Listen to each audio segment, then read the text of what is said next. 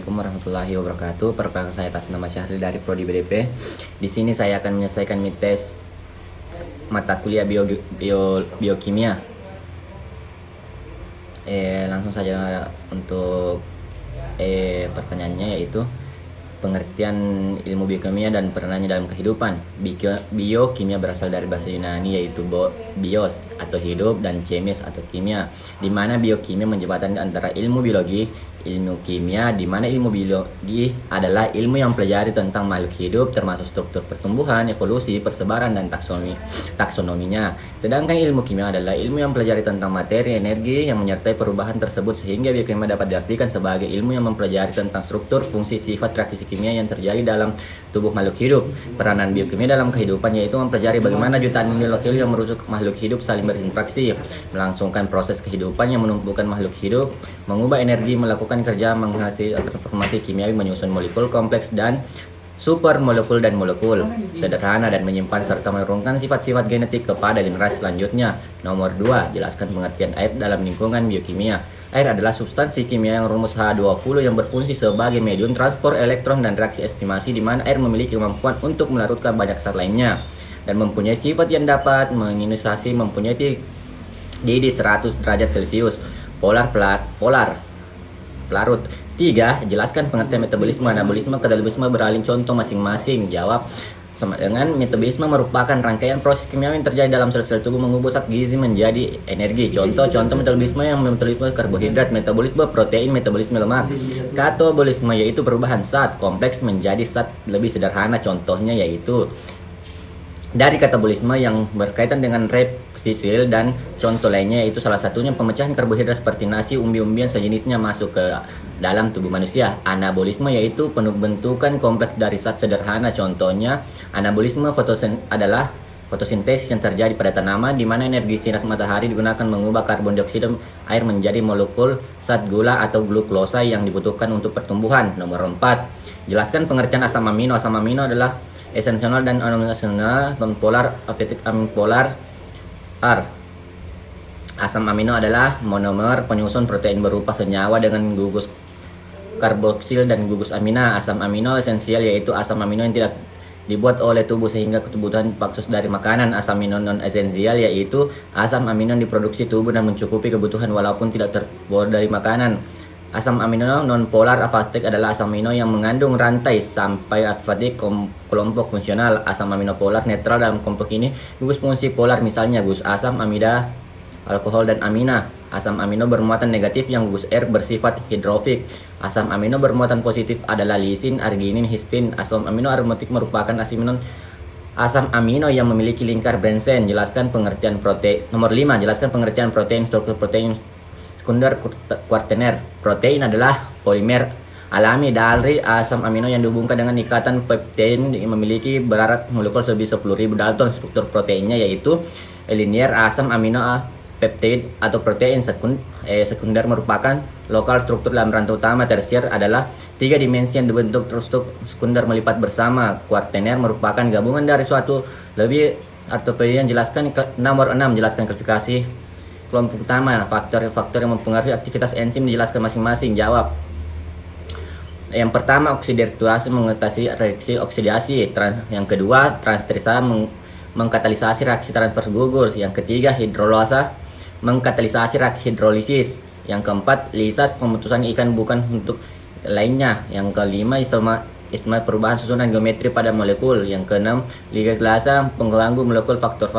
Faktor-faktor aktif enzim yaitu 1. Konsentrasi enzim. Bila jumlah enzim dalam suatu reaksi menjadi 2 kali lipat, maka jumlah substrat yang diubah menjadi produk adalah 2 kali lipat juga. Pengaruh konsentrasi substrat kecepatan sebanding dengan konsentrasi substrat. Jumlah substrat 2 kali lipat, maka secepatnya 2 kali lipat sebab tertentu dengan catatan konsentrasi ekstrim tetap konsisten. 3. Pengaruh pH. pH ekstrim dapat mengakibatkan enzim mengalami dehidrasi. Perubahan yang tidak ekstrim mempengaruhi enzim secara temporer. Temperatur itu sebetulnya luas enzim memiliki aktivitas maksimum pada 35 derajat Celcius, namun ketika bekerja pada suhu yang panas yaitu 70 derajat Celcius, artinya enzim ini mengalami denatur tinggi bekerja pada suhu tinggi. Nomor 7, jelaskan perbedaan sel hewan dan sel tumbuhan. Jelaskan tentang struktur fungsi organelnya, yaitu Perbedaan sel hewan dan sel tumbuhan yang paling utama ialah terletak pada dinding selnya. Pada sel tumbuhan memiliki dinding sel yang lebih keras dibandingkan dengan sel hewan. Struktur fungsi organ-organnya yaitu yang pertama sel membran sel. Strukturnya tersusun dari fosfolipid bilayer, memiliki bagian protein di sel lipidnya, fungsi pelindung cairan dalam di luar sel, dinding sel. Strukturnya itu tersusun dari selusa, hexoskeleton dan G-corpetein, dan struktur dinding sel tumbuhnya bervariasi tiap spesiesnya. Fungsi menjadi melindungi struktur sel tumbuhan.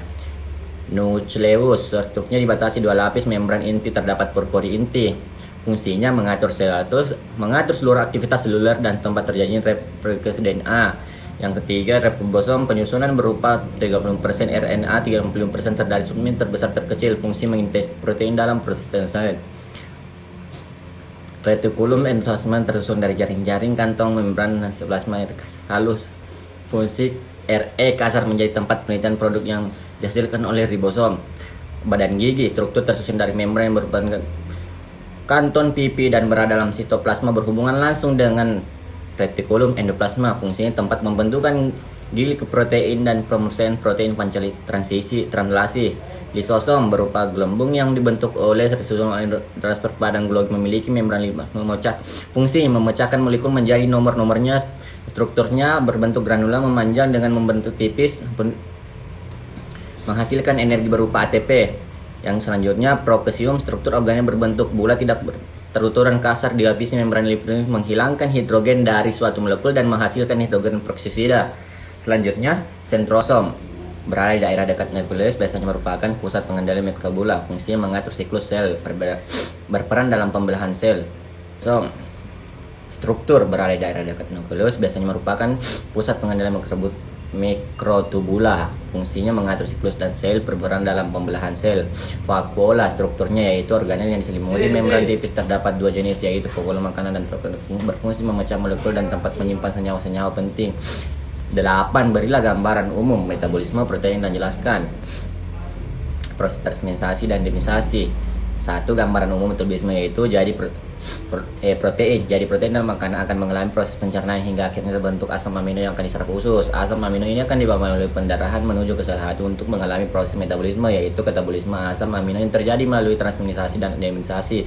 Produknya nantinya berupa amonia, karbon jika masih dibutuhkan. Amonia ini akan digunakan untuk membentuk asam amino, maka dikeluarkan dalam bentuk urea dan melalui urin. Sementara itu kerangka karbonnya diperoleh akan masuk ke dalam siklus sitrat dan dapat digunakan membentuk energi. Yang kedua, proses transminasi. Proses transminasi memindahkan gugus amino dari asam amino ke gugus amina, maka A akan berubah menjadi L-glutamat. Sementara asam amino yang pertama karena gugus aminanya hilang akan menjadi asam A keto. Ini akan diproses lebih lanjut dalam demisasi. Proses demisasi yaitu transmisasi produk yang dihasilkan A yaitu L menuju L, kemudian nanti akan mengalami proses demisasi karena mutasi ini asam amino yang biasa dipaksakan gugus aminanya. Ketika mengalami demisasi oksida maka akan menghasilkan ion NH4+, kemudian enzim reaksi dalam L-glutamat matris NH4+ yang dihasilkan akan masuk ke dalam siklus urea dan dapat dikeluarkan dari alam tubuh. 9. Jelaskan proses siklus urea. Jawab. NH4 yang akan dihasilkan deamisasi diubah menjadi karbon fosfat dan mengikuti siklus urea hingga terbentuk urea siap dikeluarkan pada urin. Nomor 10. Jelaskan tentang sintesis asam amino. Jelaskan tentang transpisasi dan transpisasi biosintesis. Jawab. Sintesis amino. Jadi asam-asam amino selain diperoleh dari makanan, terutama yang non esensial, bisa diperoleh jalur sintesis senyawa-senyawa antara baik itu glukosa maupun siklus asam sitrat. Misalnya 3 fosfor berarti contoh dari senyawa glukosa, kemudian terdapat eksultasi contoh dari senyawa dari siklus asam. Translasi adalah penyalinan molekul DNA menjadi RNA di mana produknya yaitu jenis molekul RNA. Translasi adalah proses penjemahan molekul mRNA menjadi urutan asam amino yang menyusun protein. Mungkin cuma itu, sekian dan terima kasih. Assalamualaikum warahmatullahi wabarakatuh.